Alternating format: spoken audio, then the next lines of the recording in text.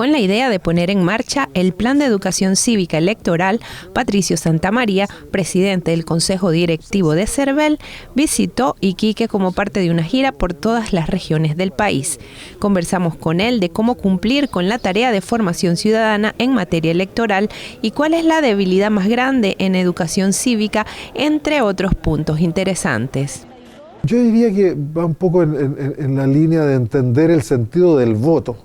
Porque nosotros lo que nos interesa precisamente en un momento que desde el año 2012 el voto pasó a ser voluntario, que las personas participen, pero electoralmente participen como se participa electoralmente, votando. Y yo creo que ahí no hay una asociación efectiva entre lo que significa el ejercer o expresarse a través de los mecanismos que están establecidos en la ley, delegando la soberanía, ejerciendo un derecho humano como el derecho a elegir y incorporándose, teniendo un cierto sentido de la comunidad. Y esto es razonable que sea así, porque si uno mira, revisábamos los documentos del Ministerio de Educación en varias páginas, creo que en una o dos oportunidades se señala la palabra voto. Se ha alentado la participación y es muy bueno. La participación ciudadana es fundamental en una serie de aspectos, pero creo que hay un déficit respecto de incluir dentro de la participación ciudadana el participar en las elecciones propiamente tal, donde en una democracia representativa uno delega la soberanía en representantes o define algunos temas. Nosotros en unos días más tenemos el 29 de septiembre un plebiscito comunal en San Pedro de la Paz, en la región del Biobío. Los votantes piensan que los políticos los buscan solo a la hora de votar y luego los olvidan. Hoy día el surgimiento de liderazgos jóvenes, Greta Thunberg, por ejemplo, que es un ejemplo de lo que significa una adolescente que asume tareas relevantes, de alguna manera grafica un problema que en nuestra región, incluso en Europa, se empieza a dar, un poco lo que usted señala, Reinaldo. Las personas votan y el ejercicio de la representación por parte de las autoridades muchas veces no se hace cargo de los problemas que quieren resolver las personas. Y cuando no hay conflicto, a veces, en definitiva, uno como que nota y los ve no preocupados del tema. En eso se han hecho estudios y hay experiencias que son bien interesantes, que incluso están dejando hoy día algunos promoviendo que el voto no exista, que hay una experiencia, bueno, no digo que se vaya a dar próximamente, pero sí ya se ha planteado en algunos casos, por ejemplo, en definitiva, conformar los órganos colegiados no a través del voto, sino a través de sorteos.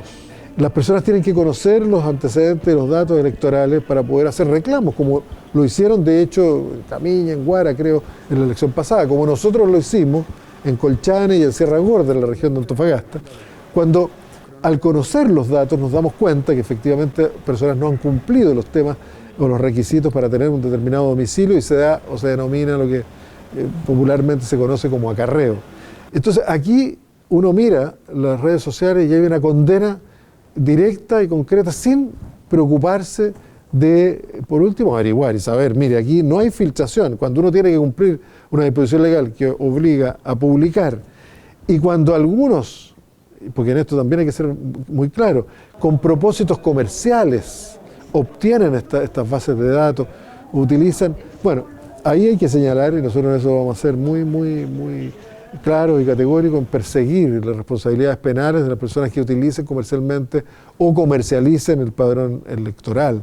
¿Cómo eliminar la mala práctica del acarreo? Sí, bueno, nosotros ahí por primera vez en las elecciones pasadas interpusimos denuncia ante el Ministerio Público en aquellos casos de comunas donde era relativamente evidente, por los datos obviamente que conocemos y que además son públicos, que existía este fenómeno del acarreo.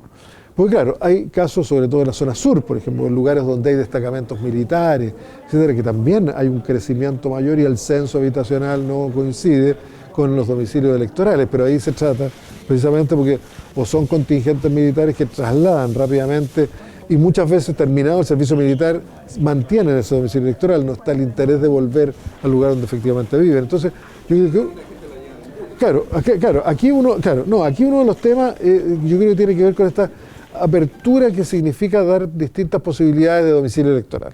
es un asunto que incluso nos complica. Hoy día, tradicionalmente el domicilio electoral era el lugar de residencia. Hoy día, al año 2012, se abrió al lugar de trabajo, al lugar de estudio. Entonces ya da una cierta... distinto sería si hubiese un solo domicilio. Incluso para los efectos de acercar los locales de votación, a nosotros nos serviría porque podríamos georreferenciar y saber con seguridad que la persona pernocta o duerme en el lugar donde vota al día siguiente. También en esto creo que, y nosotros lo estamos haciendo en este momento, ha colaborado el hecho de que el padrón no se realice definitivamente o no se ordene definitivamente. Nosotros hacemos un padrón a los 140 días, antes de la elección se cierra el padrón, 120 días, nosotros ese padrón se establece como padrón provisorio y se le entrega a auditoras externas que revisan y que nos alertan de alguna forma a aquellas comunas donde hay un cambio de domicilio mayor a lo normal. 90 días publicamos el padrón y esto es de conocimiento de la ciudadanía y el padrón auditado, se permiten los reclamos ahí ante el Tribunal Calificador de Elecciones, ese es el procedimiento, y recién 60 días antes está el padrón definitivo. Entonces, yo creo que si uno trabaja en tema de reducir la posibilidad de distintos domicilios, si a partir de esta auditoría, nosotros en la próxima elección pretendemos masificar las denuncias, que efectivamente se sancione el hecho de estos cambios sin mayor sentido. Significa también una tarea que para nosotros nos haría requerir de mayores fiscalizaciones. Cuando uno se da cuenta que hay 90 personas domiciliadas en un sitio eriazo, para eso tiene que ir al lugar, ver, constatar. Entonces aquí hay distintas medidas que se pueden tomar y que ya hemos tomado ejemplarizadoramente en al menos 2 comunas del norte donde era evidente la situación de la carrera. Ahora, sin duda atenta contra la democracia, porque la voluntad popular... ¿Qué pasa con el tema de la consulta popular?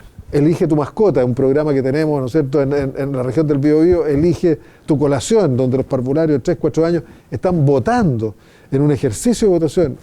Hay estudiantes de educación básica, educación media, todos los estudiantes de la Universidad de San Sebastián, por ejemplo, de la región de Los Ríos, eligieron sus centros de alumnos con el mismo procedimiento de la ley de votaciones populares de escrutinio y supervigilados por el CERVEL.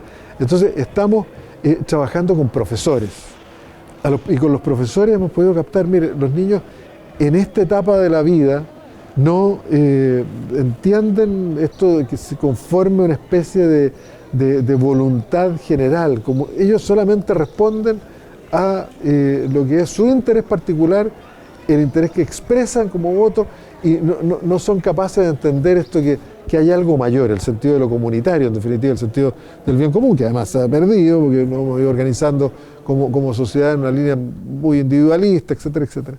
Entonces, ahí yo creo que es un tema en el que nosotros podemos de alguna forma ir colaborando, ir mostrando este tipo de temas de manera transversal, sin una mirada partidista, que es lo que podría en definitiva echar a perder un plan como esto. Hay que hacerlo, digamos, de una mirada mayor. Y además hemos tenido la posibilidad, y por eso hemos ido a colegios vulnerables, zonas. Esta región participó menos del 40%, 39,5% fue el porcentaje de participación en toda su comuna.